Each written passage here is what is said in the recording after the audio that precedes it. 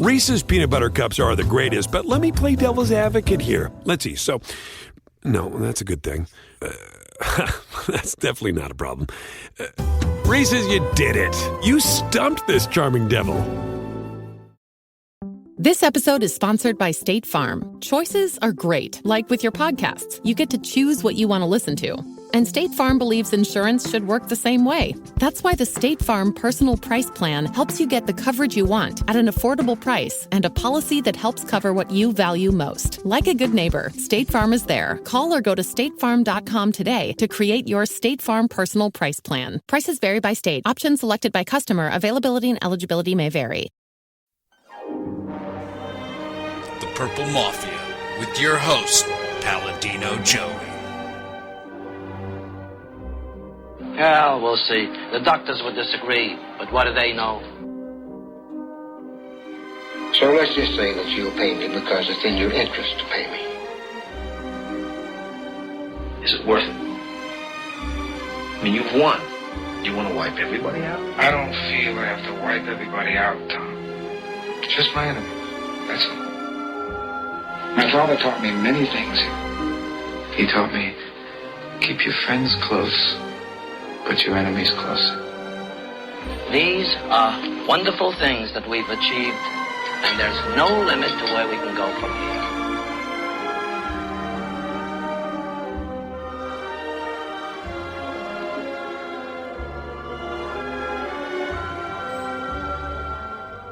here. Welcome to the family here on Purple Mafia. It is Monday, September 26, 2011. This is episode number 96 of Purple Mafia. Thanks again, Dylan Richardson, for mentioning me on the introduction, as I am your host, Joey Awajan, or Paladino Joey. So, great to have you with me once again today here on Purple Mafia, which is available on thesportstuff.com and on iTunes. Again, thank you each and every one of you always for downloading and listening to the show. And for those out there that are still fans of this team, God bless you. Appreciate it oh so very much.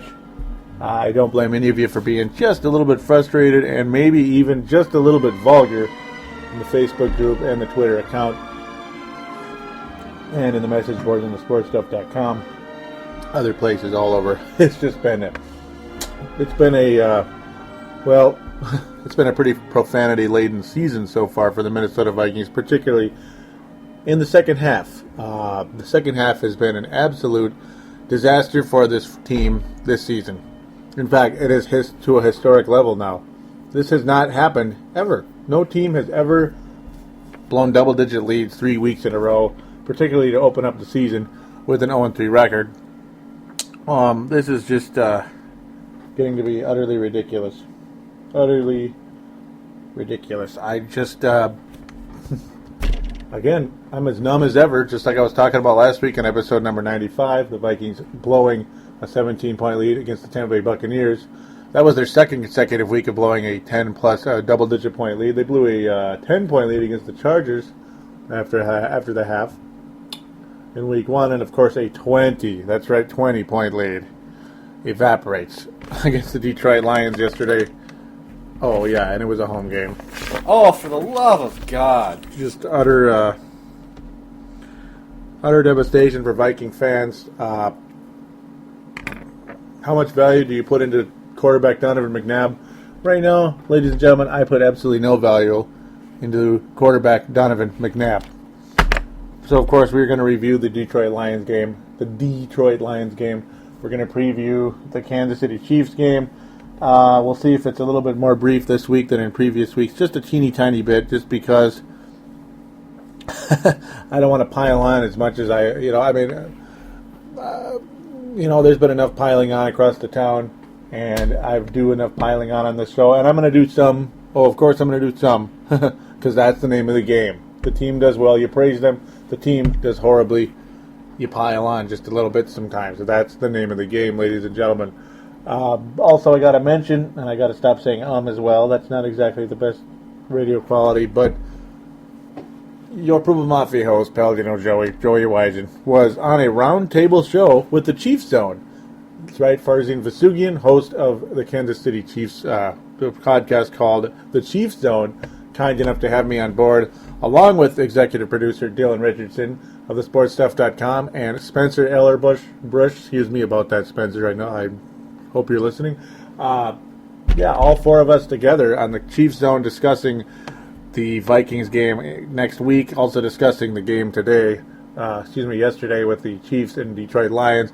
Very entertaining show. Do check it out. It's not on the sportstuff.com or iTunes just yet, but at least as of the time I'm recording this, hopefully by the time this is released, I'm sure that show will be up as well. So I might as well say go check it out. The Chiefs Zone round table, the four of us. You'll hear me as a guest on a show. Very cool. Very entertaining, fun little show.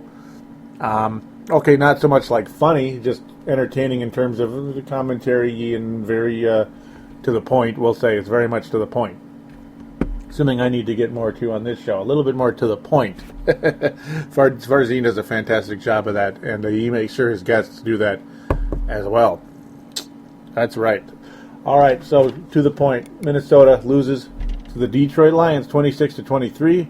They score 3 points in the second half. They score 20 in the first half. That's right, 3 points in the second half for the Minnesota Vikings.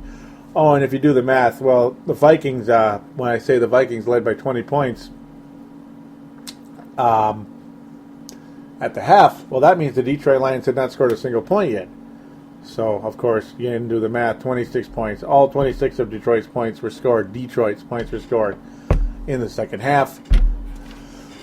Ladies and gentlemen, are you ready for the number of the year of 2011 thus far? It's got to be the most damning number of them all. The Minnesota Vikings, second half score versus their opponents in 2011. Well, the opponents lead a resounding 67-6. Oh my God!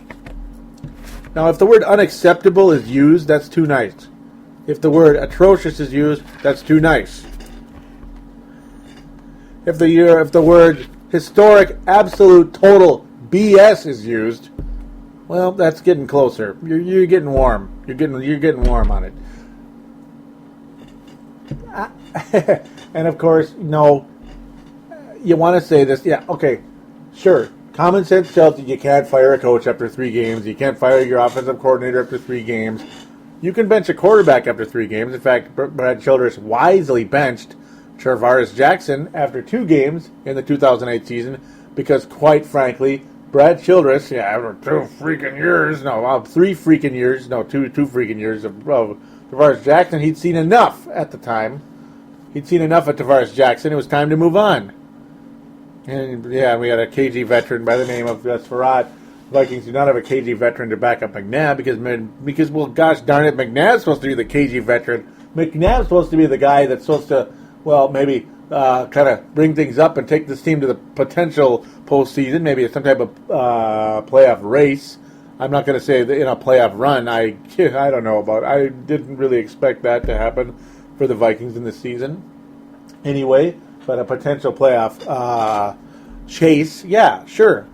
Well, there ain't going to be no playoff chase for this football team. From the looks of things, historically 0-3 teams don't usually fare very well. In fact, only 3 0-3 teams have made the postseason since 1990. That is a long time ago, folks. This isn't exactly 1994. This is not 19 at all. Yeah. 1999, ladies and gentlemen, was 12 years ago. That's the end of the 90s. So it's been a while. Yeah, it's been just a little while. Yeah, in fact, it's 21 years. It's way too long. So the Vikings, by all stretch of imagination, will not make the playoffs this season. It's a pretty safe assumption. If they make the playoffs, spectacular. But do you really think the current quarterback is going to take them there? I don't think so. Is Donovan McNabb the main reason the Minnesota Vikings absolutely stink in the second half? No, he's not the main reason, but okay, maybe he is. But it's like you can't pin it all on one guy. You sure the heck can. The defense gets tired, but hey, they still give up big plays. The offensive line, including the frickin' Charlie Johnson, absolutely sucks. Can I just say this straight out? Charlie Johnson absolutely sucks. Okay, fine.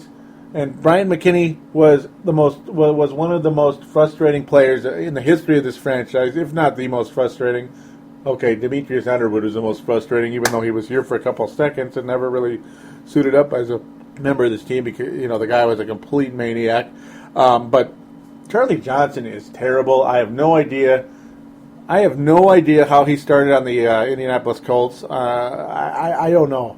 I really don't know how he won a starting job. He must have been just kind of the Ryan Cook or something of that offensive line. Granted, you don't usually put the Ryan Cooks at left tackle. I honestly have no idea what the deal is with this. He's terrible. He gets beat way too much. He had a very lame, and I mean just a really lame false start call. That was obviously an easy call for the refs. Most of the calls went the Lions' way yesterday throughout the game. Certainly not a homeristic approach. If you think I sound like a homer, you need to listen a little more closely. Yeah, you do. This is just the frustration level right now is just, oh my goodness, it is at uber high. How could you not be frustrated with this team? How could you not be frustrated with this team right now? You're just not even, you don't watch football if you're not frustrated at this point. You probably didn't watch the game. You're just at home doing something else or hanging out with somebody else. That's about it. Boy, I got a lot of mentions yesterday from those of you on the Twitter account, twitter.com/Purple Mafia Show, facebook.com/Purple Mafia Show. Like and or follow those respective accounts. Would appreciate it also very much. So basically, you just add Purple Mafia Show, /Purple Mafia Show to either account, and there you go. Simply click like and or follow, and I would be extremely happy to interact with you. Since nobody's calling in anymore, which is a little frustrating, and no shot at anybody. I guess my tone there was a little bit inappropriate. So, no, I appreciate those of you that have called in several times. Anthony from LA, Brent Jacobson, those out there are just awesome, fantastic. I appreciate every call you guys made to this show. So somebody out there, hey, there's lots of you out there that have never called in. We need you. We need you on this show. We need your energy. We need some new blood. We need some new blood. Like some new voices. And Brent Jacobson, where are you, man? Haven't heard a call from you in forever. Hey, Anthony from LA, always love to hear what you have to say. You're as good as it gets. Miss you. I do. I mean, I know you guys are out there. Spencer. Hey, Spencer. Your takes were fantastic on the Chiefs Stone last night. Let's get some of those takes on Purple Mafia. Oh, and by the way, I'm going to say this really quick. Purple Mafia will have their first guests on this show next week. All indications are that there will be the same roundtable group on Purple Mafia next week. That's right. Dylan Richardson, Farzin Vasugian, and Spencer will be members of Purple Mafia next week. Ladies and gentlemen, 97 episodes in, there will finally be a guest on Purple Mafia. And that's not because there's anything cheap about this show or cheap budget or just whatever. I enjoy being solo in one way. Partially it's because, the show needs to get done, and sometimes I just screw up. My busy schedule gets in the way, and I don't have time to quote-unquote book a guest and kind of have a specific time to record the show. I tend to just go when I can, get on the show, get behind the mic when I can. Like tonight, I'm behind the mic when I can. I'm not. This isn't scheduled. It's just, I'm here because I can be. Thank God. But you get the idea. There you go. So I didn't even mention the phone line: 209-736-7877. 209-736-7877. It is a voicemail. Do treat it as such. Please call into Purple Mafia, and be great to hear your voice on the show. It'd be tubular. Yeah, welcome back to the 80s, right? Well, Dan Taylor, kind enough to mention me, Purple Mafia Show, on Twitter. His comment is, even if we get up 99-0 in the first half, I'm not relaxing until the game ends. That is 110% how I felt when that score was 20-0. Do you think for 1 second I was comfortable with that 20-0 lead? Oh, do you think I felt comfortable with that? No, I didn't. Because it's just so predictable. It was so predictable that at bare minimum, the Detroit Lions would get within a possession at some point in the game. Yeah, you could feel it. At bare minimum, if the Vikings go, okay, at least they pulled it out in the end. They squeaked it out. They won 23-20. Yeah. Well, no, they didn't. But lots of bad penalties, timely, stupid penalties. Oh, Kenny Ayatollah. I mean, every week there's a dumb penalty that buries this team, and that does come to coaching because these players shouldn't be making timely, stupid penalties. It happens in football, but not as frequently to good football teams. Bad football teams make dumb penalties at bad times, and coaches get fired. Anyhow, Culture Vulture. Very interesting. Culture Vulture. I don't suppose. Culture Vulture. Can't be. I wonder if it's Jeff Dubé. I doubt it. But if it is, that'd be really, really, really, really, really, really cool. Anyhow. I'm in Sports Talk. Cool. Okay, I see who it is now. Good. Yep, I remember you very well. He says, you feel that was a very generous spot on his scramble. Yeah, Donovan McNabb's scramble. He looked about a yard short on a play, and I forget exactly when it was. I think it was during the second quarter, if I remember correctly. And he ended up getting the first down. They placed the ball about a yard forward. It was kind of funny, but we'll take it. That was one of the few times the refs seemed to kind of sort of be on our side yesterday. And I'm not somebody that complains about the refs very much. Though it wasn't necessarily bad officiating, but it seemed a little bit one-sided. That's just me. The Culture Vulture, or T-Culture Vulture, says he's surprised the Lions didn't take a look at a certain play. Yes, that same play. He's surprised that the Lions didn't make anything, but he's saying the Dome crew must be doing, or should I say not doing their job. Yeah. Like, obviously, yeah, kind of like showing something there. Dylan Richardson says it's almost time to see if the Vikings can play the second half for the first time of this season. And unfortunately, guess what? No, they couldn't. The Minnesota Vikings did not show up to play in the second half in any stretch of the imagination. And Dylan enjoyed that very much, I'm sure, being a Bears fan, as they were able to stay in third place and not have to tie with us. Back in the cellar. Boy, does it suck being in the cellar 2 years in a row. We're in the cellar, folks. And it's not looking good that we're going to be getting out of it anytime soon. It's really not looking good, is it? It's not. The Culture Vulture says it's 10 times worse on the offensive side. The inability to move / keep the ball is killing the defense.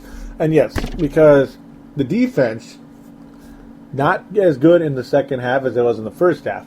But, there's a reason for that. It's because the offense can't move the ball at all. They cannot move the chains. The time of possession is virtually invisible for the Vikings in the second half of football games.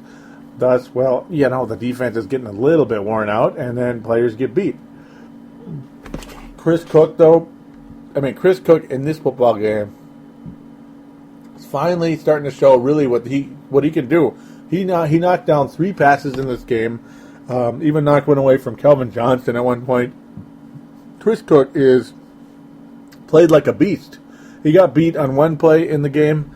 I forget if it was Johnson. I think it was. Yes, it was Calvin Johnson did beat him at one point in the game. But to think that Chris Cook was actually on Megatrons, people like to call him that, people were actually on him, Chris Cook is actually on him. They trusted Cook enough to put him on Calvin. Hey, great job by Chris Cook. He was fantastic in this football game. Calvin Johnson is just so darn fantastic. He's going to beat you sometimes, and late in the game, he made a big play, and that's what happens. It's going to happen. Calvin Johnson's statistics are actually phenomenal overall in the football game. 7 receptions, 108 yards, and 2 touchdowns. The guy is ridiculous, but Chris Cook did knock down some plays. You don't really see that much from the Vikings. Receiving-wise, it was the most attractive game for Michael Jenkins. 9 receptions, 88 yards, but he's more of a possession receiver, a large possession receiver. Harvin at 3 catches, 47. Rudolph showing a little more of what he can do, made a very nice catch. Had to change direction to make the catch because Donovan McNabb's accuracy stinks. And it stinks big time. He's overthrowing people. He's underthrowing people. It's just he can't seem to get the distance right. And that's a problem when you got guys beating their man and streaking down the field, and, well, you can't complete a pass. You just can't make the play. There's no telling, because, it happened twice yesterday.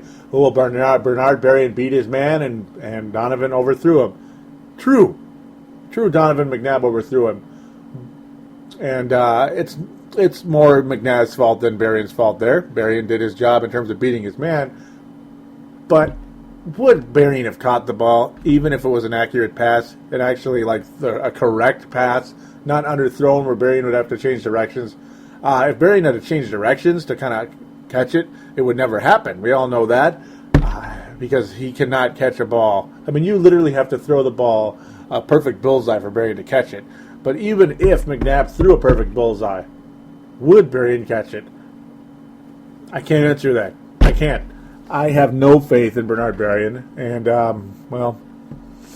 give me a reason why I should. Somebody out there give me a reason why I should. I have no reason to have faith in Bernard Berrien.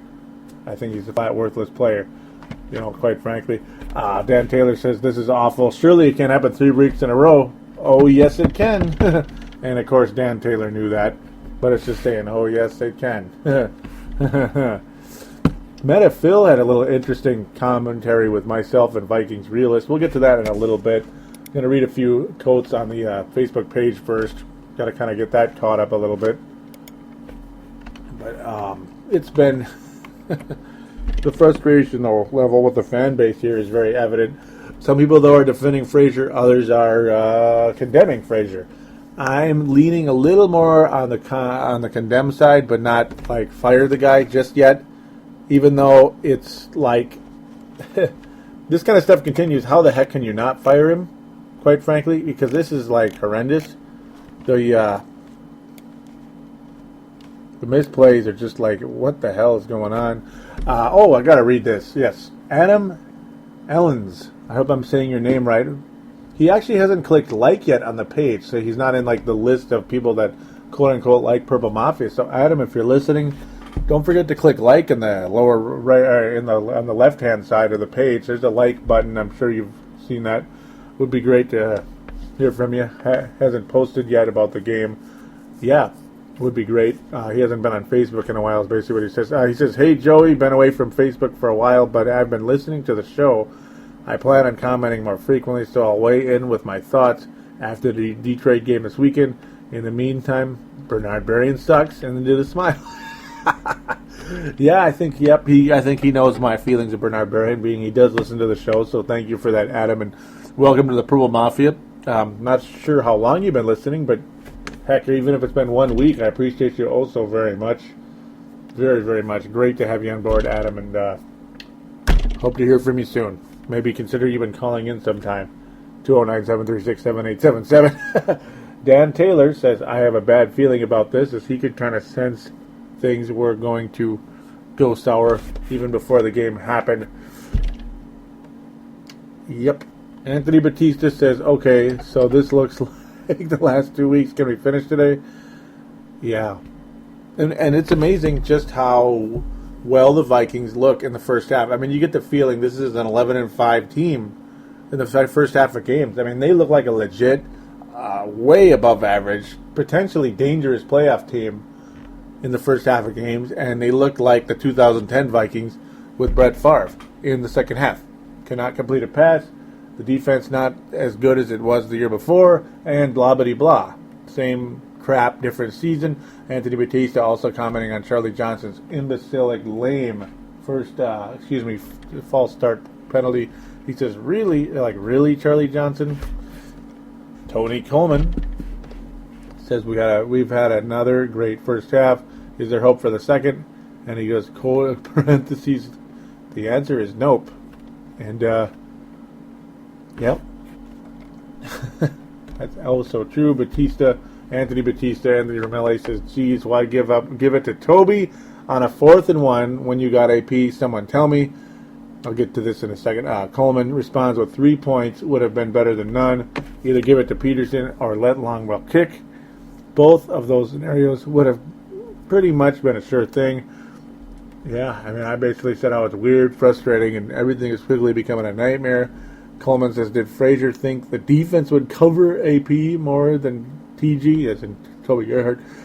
I could see that line of thought, but it obviously didn't work. So, yeah, now I'm going to comment on the 4th and 1 play. This was in the second half. The Vikings were on an actual decent drive around the Detroit 20. Like, the Vikings were actually on a very good drive in the second half. Very similar to last week, actually. The Vikings had a decent drive going that ended up, players not being open in that case. But this was a 4th and 1, a very pivotal 4th and 1. Frazier actually had elected to kick at one point. The Vikings would have had 26 points, I believe, at this point. Frazier says, hey, let's go for the throat. Let's go for 4th and 1. After Adrian Peterson kind of did the little wave, like, no, go back. Kicking team, whatever, go back to the sideline. We're going for it. Peterson basically was trying to, will his coach into going for it, is basically what Adrian Peterson is trying to do there. And Frazier basically said, yes, that's exactly what we're going to do. And everybody thinking, hey, the determined, gutted out Adrian Peterson here, who said, hey, everybody back up, I got it. Well, no, we're going to give it to Toby instead. And he basically went down like something. He went down, he dive bombed into the ground, and oh shoot, he was short by a few inches. And, Detroit took over on downs, and the Vikings got absolutely zip in that play. Frazier, thank you for being gutty, but whatever. I'm going to kind of be neutral on this one. You're on the 20, your team needs a spark. Giving it to Gerhardt, I think that's the worst part. Yes, I think that's the worst part. Even though people are like, okay, we know where it's going, that doesn't necessarily mean they're going to stop him, does it? It doesn't necessarily mean they're going to stop him. It doesn't necessarily mean that the line won't miss on where Adrian's actually going in the play. I mean, every running play is a little bit different than each other. You don't go the exact same direction every single time you run the ball. Sometimes you go up the middle, sometimes you go left, sometimes you go right, sometimes you even lateral it to someone else. Who knows? Who the heck knows? But whatever. Another decision that went sour regardless, and it helped cost the Vikings the game. Notice I said helped because it didn't solely cost the Vikings the game, but it was one of the things on the checklist. Bad penalty by Kenny Anatolo absolutely buried this team. McNabb missing open receivers buried this team. Big time play by Matthew Stafford to Calvin Johnson absolutely led to that as well. Now this was at the end of the game when the Vikings were going to lose. Tony Coleman says, listen to that crowd boo. I haven't heard the Viking fans booing their own team like this in a while. Okay, now this actually was not overtime, but it was when McNabb overthrew another guy, and it was time to punt again because the offense just totally stinks. I think McNabb kind of slumped forward as if to just kind of go, ugh, like that. He just kind of had this tired, I can't believe this look on his face. But no, McNabb stinks. He stinks this year, and he stunk last year. It's looking more and more evident that some of them, whatever magic he had in Philadelphia, it's somewhere else. I don't know if it's with him anymore. He's still got the mobility. He has a quick release when he wants to, but his style of play not seeming to work right now.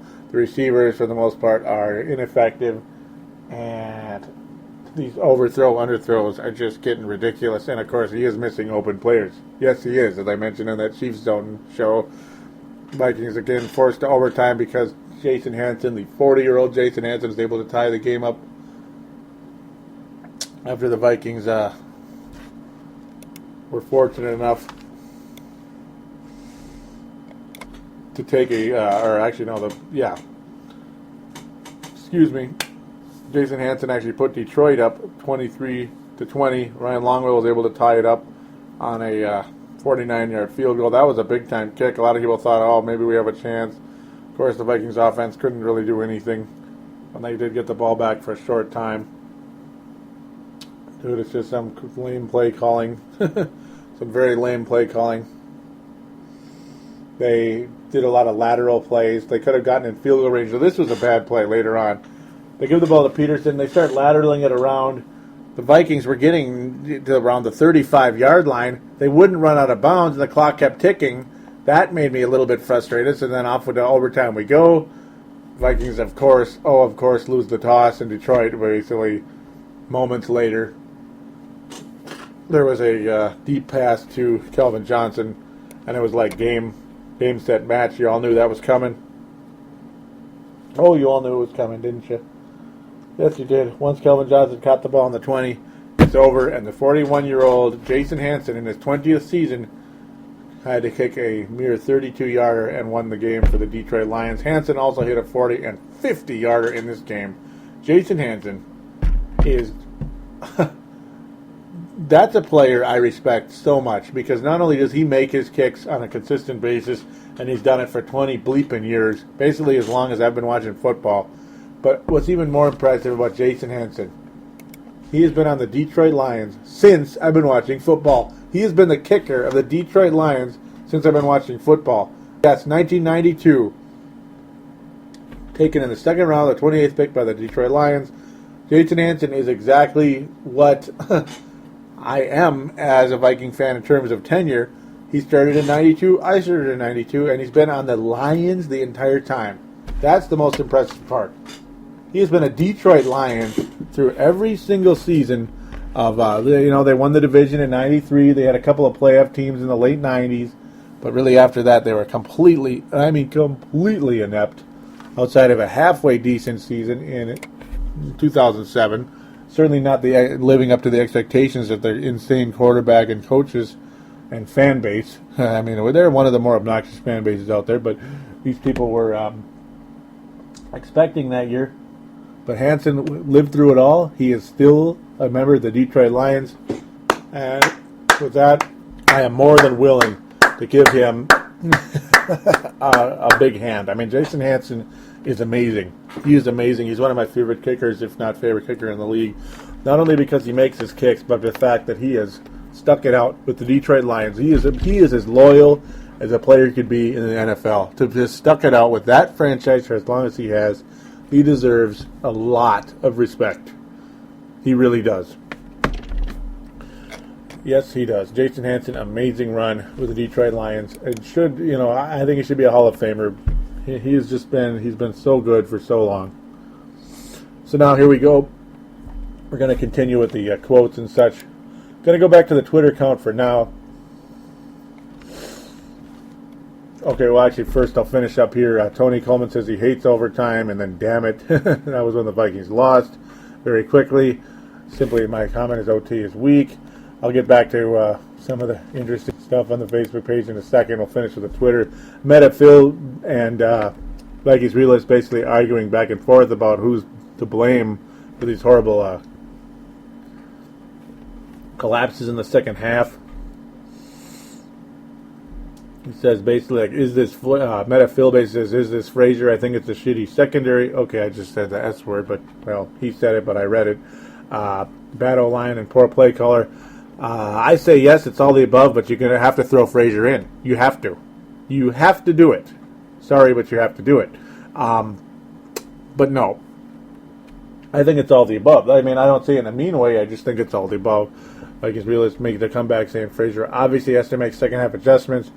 The correlation is obvious, dude. Now, the second half adjustment stuff, yes, teams make second half adjustments. The thing is, yes, the Detroit Lions made their adjustments, and the Vikings did not. The Vikings players and coaches did not seem to neutralize those adjustments. Now, it's not about the Vikings making second half adjustments. It's about the Vikings neutralizing Detroit's adjustments. That's the key. You have to learn to neutralize it, and the Vikings have not been able to do that to any of their teams, their opponents thus far. That's basically my take on the subject. Metaphil comes back with, says, but the issue is a change of tactics from opponents, more blitzes and more passing, they can't handle it. That's true. Phil again says, all the Galdern penalties, that ain't halftime adjustments. Vikings realist comes back with, poor disciplined team is on the coach, man. Seriously, it is. See, that I agree with. A poor disciplined team is on the coach. Yes, it is. The Minnesota Timberwolves were a poor disciplined basketball team, and that has to do with Kurt Rambis. Yes, it did. It's not everything. Sometimes the player is just a moron, but I think you could get the moron player to kind of, like, make better decisions once in a while. It'd be nice. Or bench the SOB. Yeah, you just might want to do that. Okay, Metaphil, boy, this is kind of a lot of conversation, but Metaphil says, problem? You're building on a new coach with a mediocre to bad team 3 games in. Come on. And, well, we know they're not going to fire him, and I'm not bailing, I'm sure realist isn't necessarily bailing, but I think it's more than okay to criticize a coach for bad coaching. Did I say that? Yeah, it's more than okay to criticize a coach for bad coaching. And that's exactly what we have seen 3 weeks in a row. You had what looked like good coaching in the first half of games, and you've had horrendous coaching in the second half of games. For the fact that the same thing can happen 3 games in a row is weird. It's weird. It's like, are they betting against the Vikings or something? Are the coaches betting and the players all betting against the team? Okay, no, they're not. That's just, but it's like almost like somebody's playing a video game, and they're betting against the Vikings somehow, and winning in the point spreads or something. I have no idea. It's just weird. Vikings realist comes back with, these have been more and more monumental second half collapses, inexcusable at the NFL level. Farzine Vasugian kind of says, just to FYI, buddy, you're facing Castle next week, so you don't have to worry about a tale of 2 halves next week. Ha ha. Maybe we do, Farzine, because the Chiefs look awfully good in the second half against the San Diego Chargers. Oh, yeah, the Chargers. Remember that team? Yeah, the San Diego Superchargers, as Dylan likes to call them. Well, no, that's just a song. But a team that looks awfully good in the second half against the same team that we look bad in the second half against. Yeah, I'll tell you later about how I feel about next week's game. I'll get to it very shortly, and it probably won't be too long, just because what is there to say, right? Metaphil says, I think the surprise is that we play well in the first half, not the other way around. He says, Cook, and I basically said, Cook has been amazing today. I can't lie. He says, surprisingly good. Silver lining. That's Metaphil, and it's like, yeah, it's a little bit of a silver lining. Phil says he's trying to stay positive. The culture says, I'm not sure what he said. He says, yeah, but we could have had a field goal. I'm sure we could have. Yeah, we could have at one point. Yeah, I remember what it was. Several times the Vikings could have had a field goal along the way. That was the 4th and 1 play. I also mentioned at the time that the opponents were at 61-3. That's going to be an ongoing bit for me during the season until something changes, but yeah, I'm going to keep that going. Every time the opponents score, second half update. Every time the opponents score in the second half. Championship Banner, I guess is what it's called. He says, Percy Harvin is the Joe Mauer of the Vikes. Yeah, maybe injured and or sick all the time. Purple Mafia, Dylan Richardson says that, what is that annoying noise on the broadcast? And yes, there have been weird sounds along the way for this team. There have been some really weird sound effects on the broadcast the past couple of weeks, and I have no idea. It's weird. Taylor says, what the bleep is wrong with this team? I was flipping out about the Vikings laddering the ball around and letting the clock run out, and Vikings realist was basically saying there's too little time left, and I said, well, they could have had at least 6 to kick a field goal from the 35. That would have been kind of nice. He says he has to go look. Interesting times here. Bud Sharp says he's going to blame the coaching. It's just back and forth. Matthew Dury, it seems to be a new member here of things, actually joined yesterday, so I'll read a bit what he has to say. I'm basically saying that I think putting Ponder in wouldn't be the worst idea. He says, I agree that Ponder will rely on AP and not give McNabb chances to throw the ball. He also says he likes the site, so I appreciate that, Matthew.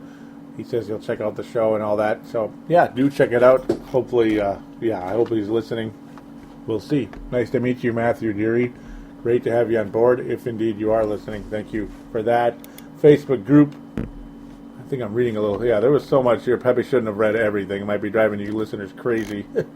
And I do apologize for that. Farzine says, what a crappy performance. Just a terrible offensive team. Dan Taylor responding with the whole team is terrible and offensive. I can't read what Dan Taylor said below, but he basically says it's unbleeping believable. What's wrong with these stupid bastards?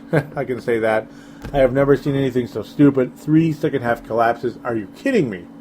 And a very passionate young man, Dan Taylor from the from the UK, and I love your passion, Dan. You know, I've said that every show, and I'm gonna always love your passion. It's fantastic. He says, "Sorry, Joey, I know you can't repeat any of that on air, but Jiminy Christmas, what's going on here?" Yeah, what is going on? What is going on? Tony Coleman said, bet you won't read it on air, Joey. Well, I read it just now with the certain words. I already read what Batista and Taylor said there. Here's another part where Taylor says, there's an interesting quote here. He says, what kills me most is the way we are losing. I'll be honest, I went into this season with no expectations and thought 6 wins would be good and 8 would be a major achievement. So to see us take leads in each game and then throw it away just hurts more for having gotten my hopes up. I'd rather see us blown out 42-0 every week and never have us be in the game than watch us squander great situations. I really worry about what this all means for the future of the Vikings in Minnesota. It's an interesting thought. I mean, I had to read that whole thing. I mean, it's a, the part about getting blown out. How could I, it's basically we are getting blown out because you look at the second half score, 67-6. So technically we're getting blown out, right, Dan? Technically we are getting blown out. We're getting absolutely obliterated. It's just the gosh darn first halves are so gosh darn good that we actually believe in this team going into the second half. Oh, but then the second half is, well, it's like the... What year was it? 2008 Lions versus the 2007 Patriots. There you go. That about makes sense. Okay, Taylor, one more comment. He says, Percy spent a big chunk of the second half throwing up and a been on the sidelines. Is there a more perfect metaphor for this season? No. Well, yeah, in the second half, yes. So that's perfect. Yes, that is really perfect. Great job, Dan. The fact that he was throwing up in the second half and a bin on the sidelines, yeah. No, there's no better metaphor. So thanks, guys. Thank you, all of you, for your participation. Those of you out there that might be thinking it might be tired of me reading so much, I apologize. But it's fun, and I enjoy the involvement of the fan base. If it gets to be too many, I won't read everything, but I'll do the best I can to read the really cool stuff, the intense stuff that you guys do add to the show. Thank you always, Dan Taylor, all you guys, Anthony Batiste, you guys, Tony Coleman. Oh, I mean, I could mention all you. I should mention all you, but can't mention every single person. Thank you always for listening, though, and being a part of things. Sebastian Bowles, where are you, buddy? You post some great things on there, and you've been missing lately. So I hope all is good out there. Hope you're all right, and hope I didn't scare you away somehow. Probably not, but who knows? Who knows? Where are you, Nick Borboom? There you go. Yeah, Nick, where are you? Made him post last week, but nothing this week. Where are you? Anyhow, enough of that. I'll be right back. We're going to preview next week's Chiefs game.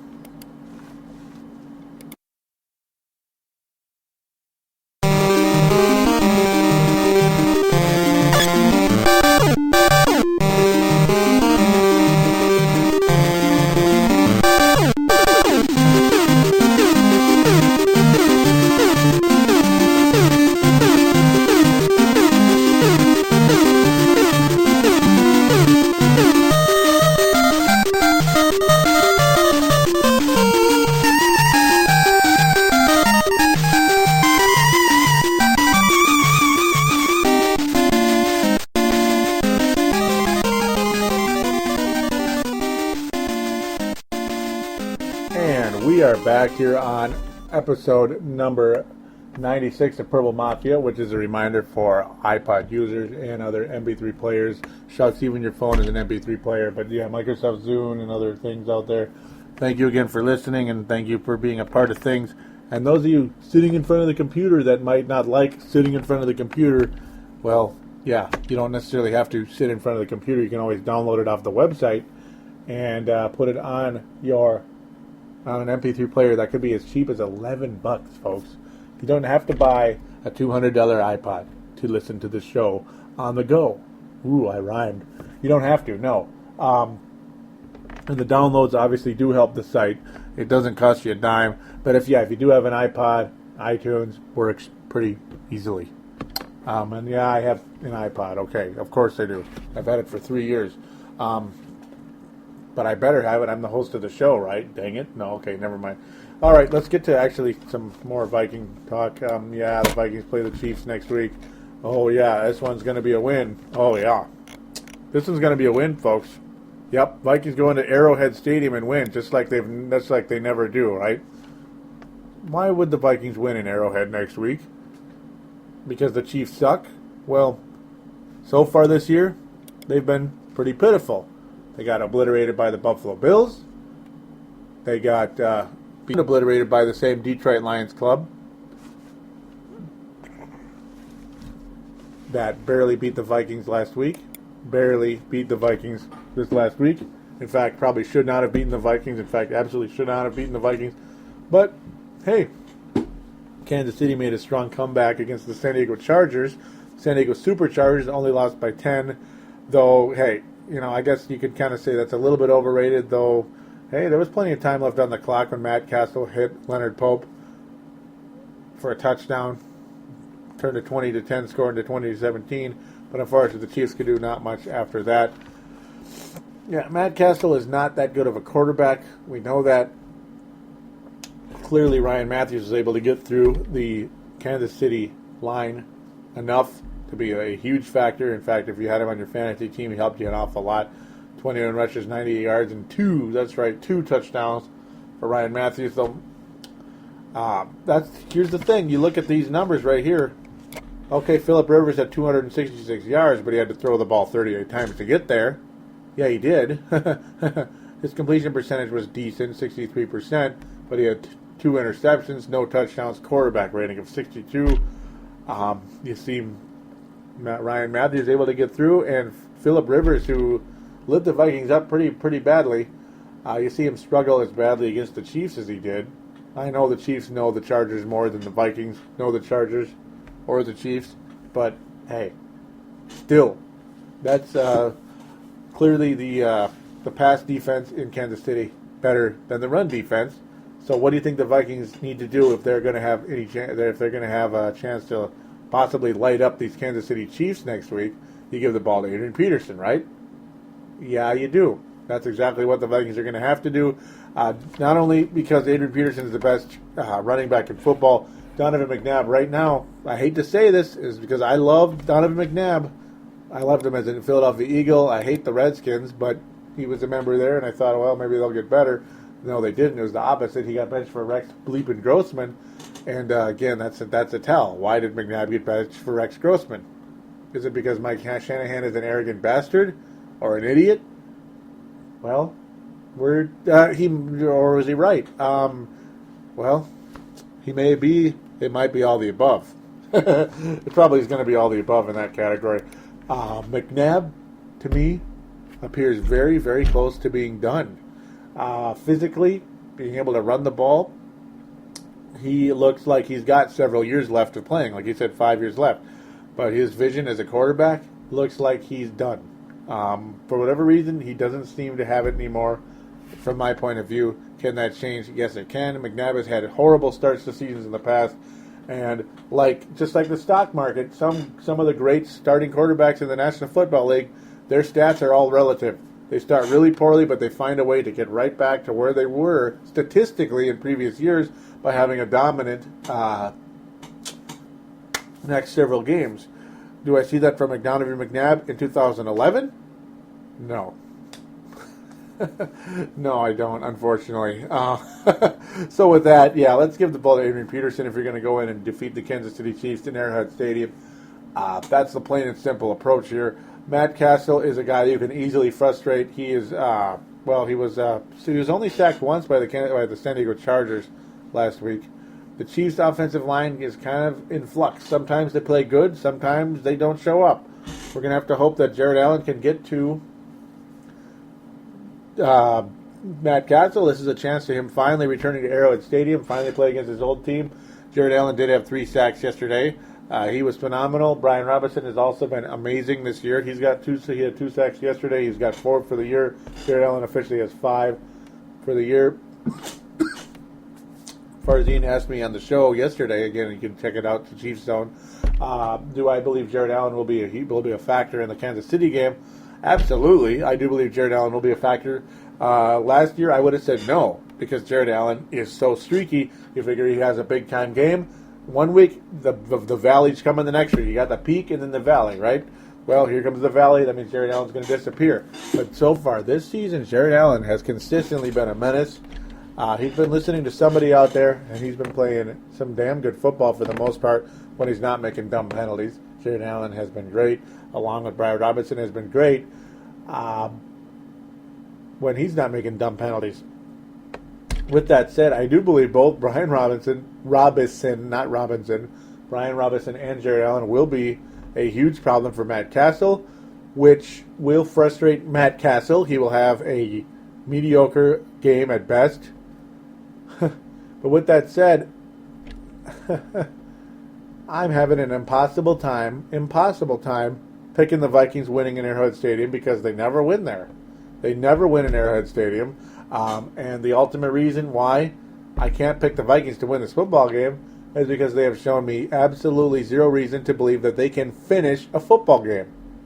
Now, I think the Vikings could score anywhere from 24 to 31 points in this game, even on the road.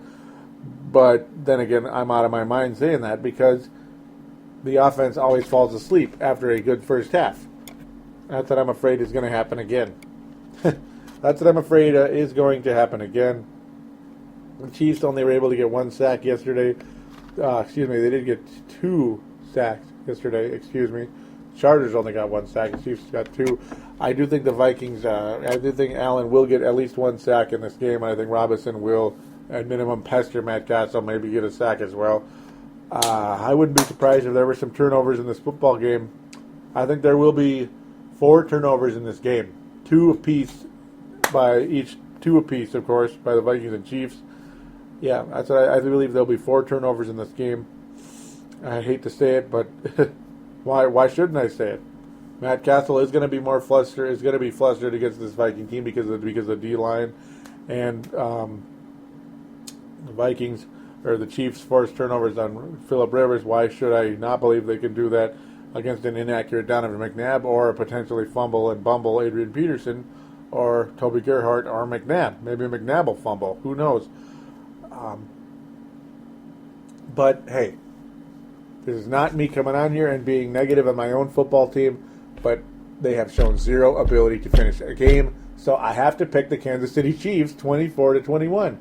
Yes, the Chiefs stink this year, but they almost beat the Chargers, and they played great in the second half. If the Chiefs play great in the second half this coming week, the Vikings will lose the football game, and right now, why should I not believe that's going to happen? Somebody give me a reason why I should say that's not going to happen. Well, because the Chiefs aren't as good as the Chargers, the Bucs, or the Lions. No, they're not, but it's in Arrowhead Stadium. You put that in there, too. The Vikings never win in Arrowhead Stadium. That's a huge problem, and it's been a huge problem for all time, unfortunately. So with that said, once again, Chiefs defeat the Vikings 24-21. I believe they will force costly turnovers down the stretch. I think the Vikings will get flustered and make dumb penalties again and not win the football game, and they will start the season 0-4 and will be in the suck-for-luck sweepstakes, just like other teams like the Dolphins and the Chiefs are right now in it. But they won't be after the game, at least temporarily. They won't be. They'll get their 1 out of 3 wins. The Chiefs will, just because why should I believe the Vikings are going to win in Kansas City? even when the Chiefs were horrendous with an immobile quarterback, the Vikings still lost the football game. Oh, but Jared Allen was on the other side last time. So what? So frickin' what? I can't see the Vikings winning the game only because they can't finish football games. And I refuse to pick a team like that to win a football game until they win a football game. They show they've changed. They've given me no reason to believe that yet.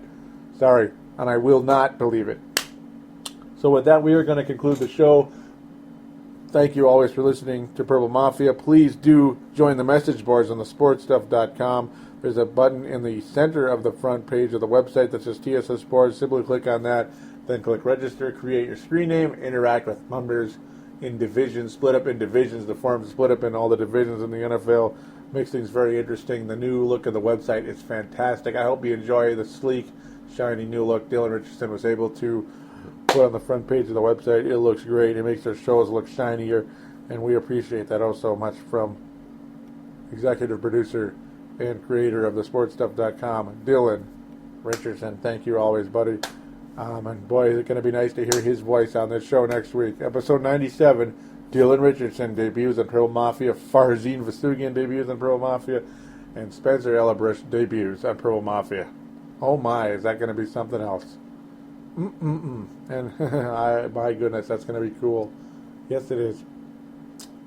So also, don't forget to call into the phone lines, 209-736-7877, 209-736-7877. Choose the voicemail, do treat it as such, mention what show you're calling in for, Purple Mafia, and make your comment, shout out, quote, whatever. Be great to hear from you. Facebook.com/Purple Mafia Show, Twitter.com/Purple Mafia Show. Follow, like, whatever, Welcome to the social network and all that good stuff for Purple Mafia. That would be great to have you on there. Don't be afraid to add me and or message me on Facebook. I'm Joey Awajan.